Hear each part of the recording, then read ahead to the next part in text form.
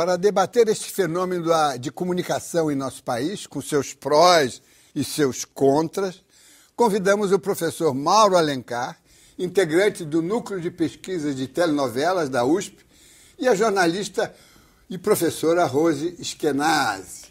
Vamos começar com a jornalista Rose Eskenazi, que trabalha na imprensa há 36 anos, é professora da PUC-Rio há 15, na cadeira História do Rádio e da TV no Brasil. Foi editora das revistas Domingo, Vida, Amiga, TV Programa e Ponto TV do Jornal do Brasil. Parte de suas colunas foi publicada no livro No Túnel do Tempo, Memória Afetiva da TV Brasileira. Como é que você consegue harmonizar, ou conseguia, quando o Jornal do Brasil estava circulando, essa aceitação da novela e, ao mesmo tempo, os reparos críticos? As pessoas não gostam de crítica aqui no Brasil, as pessoas são muito sensíveis às críticas. Mas eu acho que é um exercício de cidadania até. Alguém tem que analisar, falar o que está funcionando, o que não está funcionando. Então, nesse momento, a gente está vivendo uma certa crise da novela. Porque o YouTube, a internet, está fazendo com que se repense a novela. Antigamente, quando você estava no Jornal do Brasil, nos áureos tempos, a novela podia chegar a 100 pontos de audiência, todo mundo estava vendo a novela.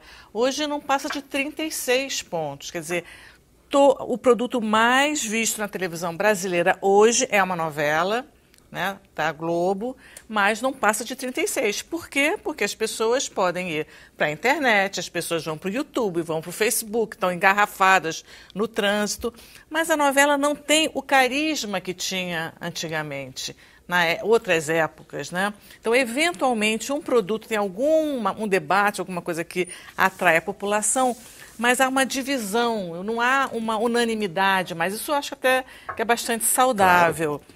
Mas os brasileiros sabem fazer novela, tanto que exporta para mais de 100 países, né, para a Rússia, para a China, né, para todos os lugares do mundo, e elas são muito bem aceitas porque são profissionais.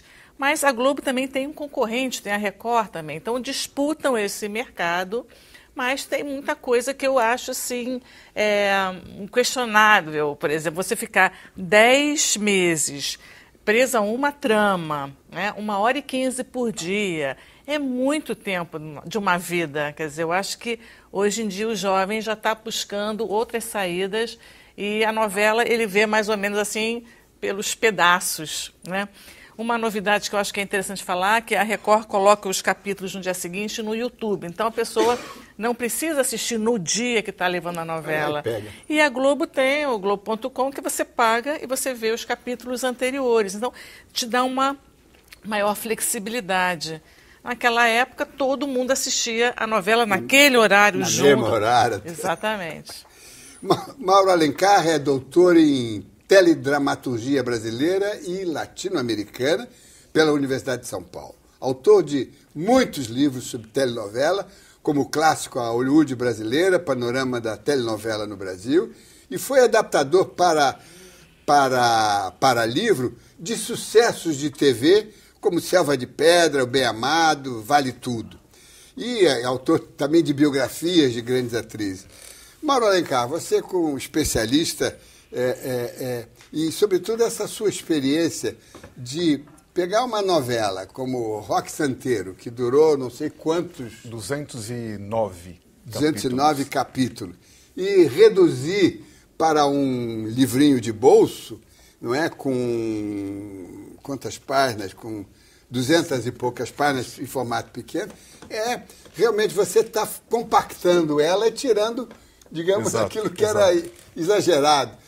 Agora, isso significa que a novela é esticada, né? É esticada porque a novela, por um princípio dramatúrgico, ela precisa preencher mais de 100 capítulos. Então, eu digo que ela é herdeira direta das histórias de Sherazade e as suas 1001 Noites. E continuam angariando e galvanizando uma população gigantesca, tanto é que estima-se que mais de 2 bilhões, aliás, a novela tem 2 bilhões de telespectadores ao redor do mundo, a ponto de a tão refratária BBC, em Londres, está arregaçando as suas mangas para a produção de Betty La Fea. O que explica esse sucesso? O que as pessoas... Porque, no fundo, são os mesmos incestos. A Folha de São Paulo, no outro dia, publicou uma página inteira mostrando de como essa família, os incestos, casamentos endogâmicos, é todo um negócio meio que vem da tragédia grega, mas é uma simplificação não trágica, não é? Como é que você explica essa novela? Na minha visão e no que eu percebo, exatamente isso é que atrai tanto a audiência, ou seja, seria uma espécie de compensação e de uma ancestralidade, aquilo acordaria no indivíduo reminiscências as mais remotas possíveis e da origem do homem. Uhum. Isso, inclusive, foi um estudo que eu acabei desenvolvendo durante o doutorado, ou seja, a novela à luz de outras ciências como a sociologia, a psicologia e a antropologia, para se compreender o porquê desse fascínio todo até hoje. Por isso que eu citei a BBC tão interessada em produzir novela. Ou seja, é um grande negócio, é fascinante e faz vender revista claro, a rodo. Né? Mas você concorda que diminuiu muito o público da novela? Eu não vejo... Então, mas... Você só vê os pontos do Ibope para você ver, que hoje tem 36 pontos. A novela Passione tem 36 pontos. Houve uma diluição desse público. Sim, porque tem mais novela. Mas também porque até então o único veículo era a televisão. E hoje nós temos outras mídias, porém essas mídias alimentam-se desta novela. Então, ou seja, quando eu me recordo, por exemplo, de impactos como O Bem Amado, Gabriela, o mesmo Grito, que foi tão polêmica, para mim, sinceramente, pouca coisa mudou. Apenas ampliou-se a repercussão disso mediante essas outras mídias. E tem também o seguinte, porque esses percentuais... Tem que levar em conta que o país cresceu. Então, 36% não, hoje... é muita gente. Pode ser tanto quanto 70 milhões na época lá do... Não, eu acho que tem uma atração, eu acho que vende revista, eu acho que falta essa discussão mais aprofundada sobre o que é a novela, o que ela representa. Eu acho que se você puder contrabalançar, assistir a novela e ir ao teatro ou ler um livro, seria mais saudável.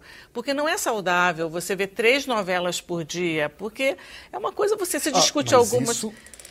Não, desculpa, mas isso sem dúvida, ou seja, eu me formei, vou pegar agora o meu exemplo, porque antes de ser um profissional, eu fui sou um telespectador. Noveleiro. Eu também. Exatamente, mas com tudo isso, não é? Indo ao teatro, assistindo Macunaíma, lendo Senhora, Dom Casmurro, fazendo comparação da novela adaptada do romance para a TV, ou seja, eu acho que a novela, aliás, eu tenho certeza absoluta que a novela é apenas uma forma narrativa a mais, além do cinema, do teatro, do rádio, nos outros tempos, ou seja, é isso. Mas aí, Mauro, tem esse problema que ela galvanizou, ela eletrizou, ela magnetizou as audiências de tal forma, em tais proporções, com tamanha intensidade, que diminui, quer dizer, o teatro hoje no Brasil, ele é feito por atores e atrizes que fazem novela, ou é muito difícil